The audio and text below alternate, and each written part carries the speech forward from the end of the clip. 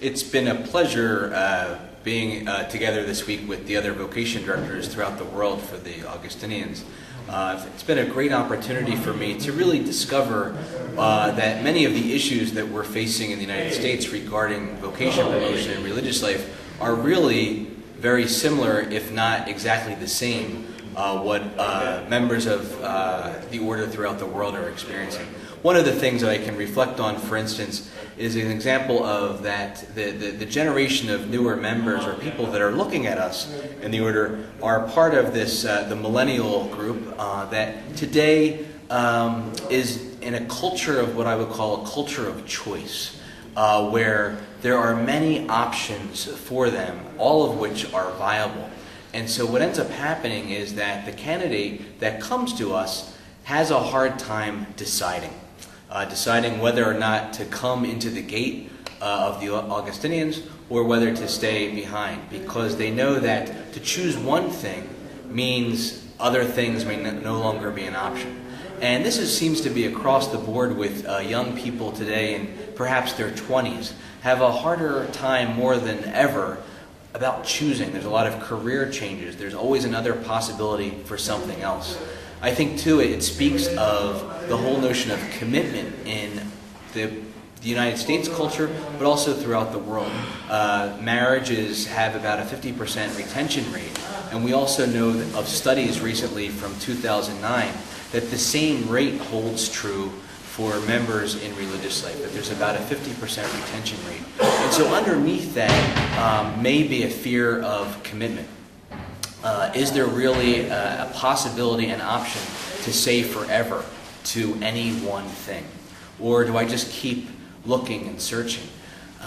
And I have found in my experience as vocation director that this is where Augustine can really accompany the young man. Because we have a treasure in the person of Augustine in many sorts of experiences, but particularly in decision making. We see a man, Augustine, in his Confessions, who talked about, "Lord, make me chaste, but not yet," but eventually was able to say, "Let it be now," where he literally threw himself down on the ground and said, "I am yours, take me," when he heard that voice calling out, "Toli lege, toli lege."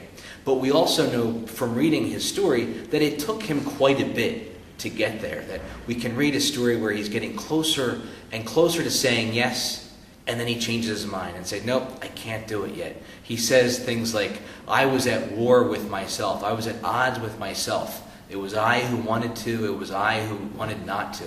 I was fragmented."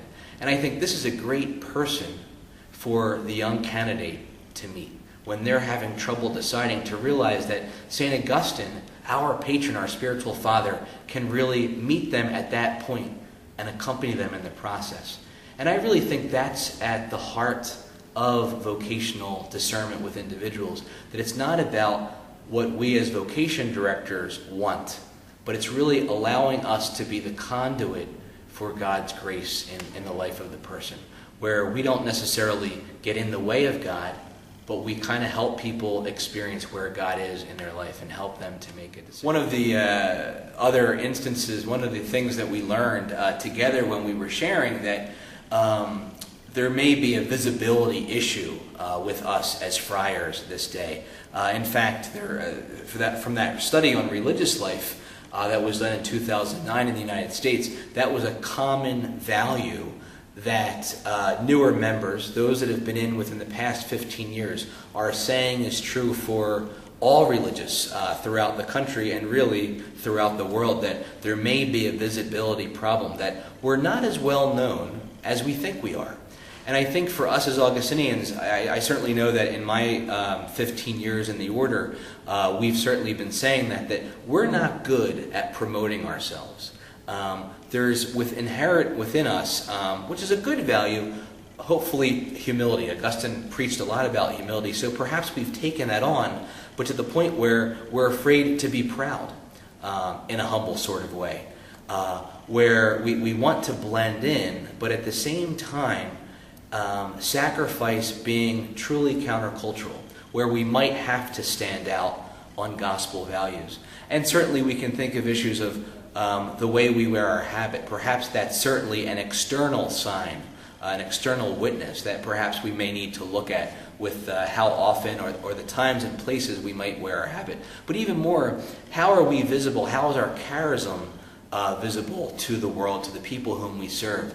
You know, if we are a community that really professes community life and the way we treat each other as brothers and friends in Christ as the heart of who we are, then perhaps we may have to be more intentional about letting other people see that.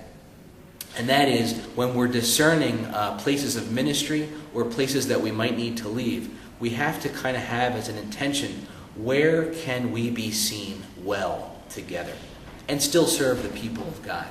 That's certainly a very important issue. Another issue that kind of came from our discussion this past week was that age-old tension that we experience between ministry and community life, where our struggles being at home versus the struggles of ministry, that we tend to be very good at multitasking, of serving the people of God, which is certainly part of our charism of service in the church. I like to say that we have a generous spirit about us as ministers to the church of the gospel, of the good news. But sometimes we might sacrifice what's at home, our community life, for the sake of ministry. And it certainly seemed that from our conversations this week that emerged in our small group discussion and also our larger group in the plenary session, that we're all feeling that tension. And that most of the time we tend to sacrifice community over ministry. And it might be something that we really need to look at, particularly when we prepare for our general chapter next year.